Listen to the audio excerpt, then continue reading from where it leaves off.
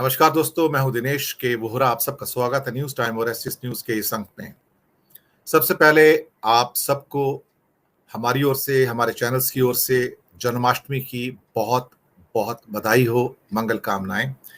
ईश्वर करे ये त्योहारों का जो मौसम स्टार्ट हुआ है आपके लिए शुभ हो, मंगलमय हो, आपके घर में सुख, समृद्धि, शांति और स्वास्थ्य रहे, यही हमारी कामना है।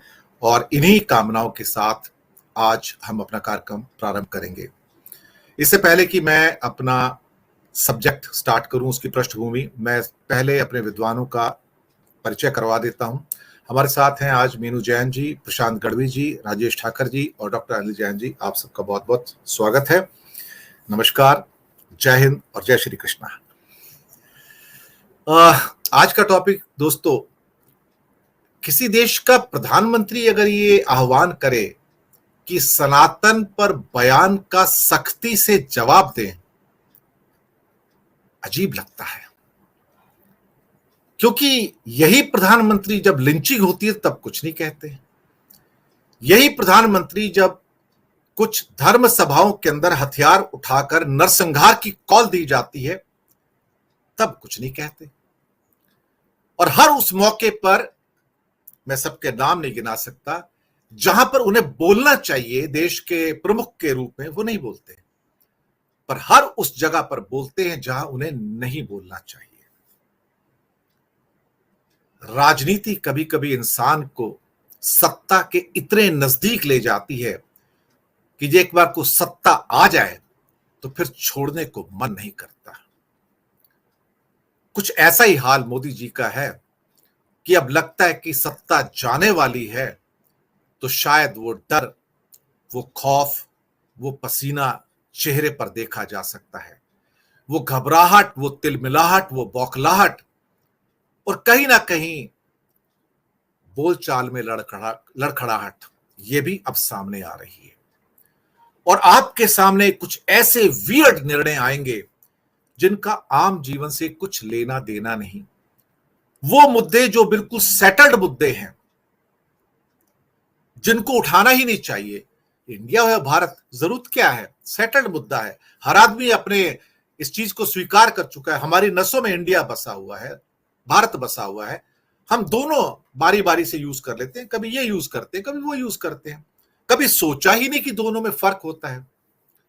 लेकिन मोदी जी की राजनीति चूंकि आरएसएस से निकले हैं तो वो अंतहीन धर्म और घृणा की राजनीति के सौदागर बन गए हैं। उधर एक ब्रह्म ऋषि और बैठे हुए हैं, मोहन भागवत। कुछ होने से पहले उन्हें सब कुछ पता रहता है कि 3 दिन बाद क्या होने जा रहा है, और एक ऐसा स्टेटमेंट, एक टेल पीस छोड़ देंगे कि ये होना चाहिए और सरकार वो कर देती है, जबकि उनके ऊपर चर्चा पहले ही हो चुकी होती है उनकी आपस में। देश का प्रधानमंत्री कहता है बाहर जाकर कि हमें एक इंक्लूसिव सोसाइटी चाहिए, हम वसुधैव कुटुंबकम के अंदर यकीन करते हैं, और उसका हिंदी मीनिंग या इंग्लिश मीनिंग जो होता है वो इसके करीब है कि 1 अर्थ 1 फैमिली 1 फ्यूचर। लेकिन भारत में तो हर जगह दरारें डाली जाती हैं। तुम ईसाई हो, तुम मुसलमान हो, तुम गुड़गांव छोड़ के चले जाओ, तुम फरीदाबाद छोड़ के चले जाओ, तुम इम्फाल छोड़कर चले जाओ। तो जो बाहर कहा जाता है वो बुद्ध और गांधी के उपदेश कहे जाते हैं, लेकिन भारत में जो प्रैक्टिस किया जाता है वो गोडसे और गोलवलकर की राजनीति को प्रैक्टिस किया जाता है। अब कहते हैं कि उदयनिधि का बयान, सनातन पर बयान का सख्ती से जवाब दे। जवाब तो सख्ती से पेरियार ने भी दिया था और बता दिया था कि हम कौन है, कि तमिल संस्कृति जो सबसे पुरानी संस्कृति है उसके ऊपर अटैक करोगे तो यही होगा। उसके ऊपर टिकी हुई है, कुछ भी ऐसा नहीं है जो उसके ऊपर नहीं टिका हुआ है, और इसीलिए वो द्रविड़ संस्कृति मोदी को वोट नहीं देती है। यही इनका दुख है। ये बात भी सही है कि आर्यन और द्रविड़ का जो क्लैश है वो सदियों पुराना है। अब कब से तो नहीं पता, लेकिन सदियों पुराना है। और ये 2 अलग कल्चर हैं, 2 अलग सोच हैं, 2 अलग धाराएं हैं इस भारत के अंदर। हमें इन धाराओं का सम्मान करना चाहिए, लेकिन हम यहां पर एक को सुपीरियर बताते हैं। ऊपर से हमारे प्रिय राज्य गुजरात के अंदर कुछ ऐसा हुआ जहां से आर्य समाज के दयानंद जी भी निकले। अब सनातन वर्सेस स्वामीनारायण हो रहा है वहां पर, और सरकार परेशान है कि सरकार सनातनी भी है, सरकार स्वामीनारायण वाली भी है। वहां पर बिना स्वामीनारायण के कुछ होता नहीं गुजरात में। और कहीं स्वामीनारायण वाले अगर एक आह्वान कर दे कि इस बार बीजेपी को वोट नहीं देना है, तो बैठे बिठाए सरकार गिर जाएगी। यहाँ पे मेजोरिटी वाली 150 सीटों वाली हालात ऐसे हैं। तो पैनिक वाली सिचुएशन है, इनको कैसे मनाया जाए। लेकिन क्लैश शुरू हुए हैं। लेकिन भारत में हिंदुओं के अंदर जो क्लैश है वो सदियों पुराने हैं, और उसका विरोध कभी कबीर के रूप में, कभी संत रामदास के रूप में, कभी तुकाराम के रूप में, कभी विवेकानंद के रूप में, कभी नानक के रूप में। और कुरीतियों को, उन बुराइयों को जो ऋग्वेद से निकली और अन्य वेदों से निकली, और वहां से निकलता हुआ ब्राह्मणवाद, और उसके विरोध में जब पहला धर्म भारत में आता है जिसको जैन धर्म कहा जाता है, और फिर तुरंत बाद उसके बौद्ध धर्म आता है कि हम आपको मुक्ति दिलाएंगे। क्योंकि तब तक ब्राह्मणवाद ने, हिंदू शब्द नहीं था तब तक ऋग्वेद में, तब तक ब्राह्मणवाद ने पूरी जो सो कॉल्ड वहां की जो जातियां थी या जनसंख्या थी उसको अपने नियंत्रण में कर लिया था। हर छोटी बड़ी बात के ऊपर उनके पास एक ही धन होता था, पशुधन, गाय धन, और कोई संपत्ति नहीं होती थी। हर छोटी बड़ी बात पे लोगों को कहा जाता था, अब 100 गाय दान करो, प्रायश्चित करो, 10 गाय दान करो, प्रायश्चित करो, 50 गाय दान करो, प्रायश्चित करो। वो बेचारा गरीब आदमी, उसके पास एक गाय नहीं होती थी, 2 गाय नहीं होती थी, उसको 10 गाय और 100 गाय दान करने का हुक्म दिया जाता था ब्राह्मणवाद के द्वारा। उसी से दुखी होके जब भगवान महावीर ने बुद्ध भगवान ने सीधा रास्ता दिखाया कि किसी प्रपंच में पढ़ने की जरूरत नहीं है, ये षड्यंत्रकारी हैं सारे के सारे, ब्राह्मणवाद फैला रहे हैं, आप हमें ज्वाइन कीजिए।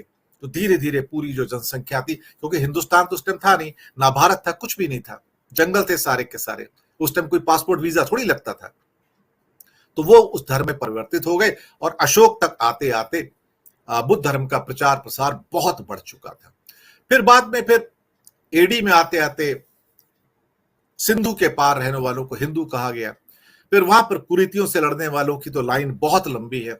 लेकिन आज मोदी जी कहते सनातन पर बयान का सख्ती से जवाब दिया जाए, ट्रिगर पॉइंट ये मुद्दा है।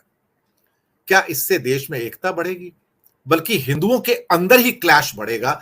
हमें समझ नहीं आता कि जब आर्य समाज आता है, संत तुकाराम आते हैं, रामदास आते हैं, स्वामीनारायण आते हैं, जब अलग सेक्ट की बात करते हैं, पंथ की बात करते हैं, तो आपको उन कुरीतियों से मुक्त करने की बात करते हैं। वो ये विषय है।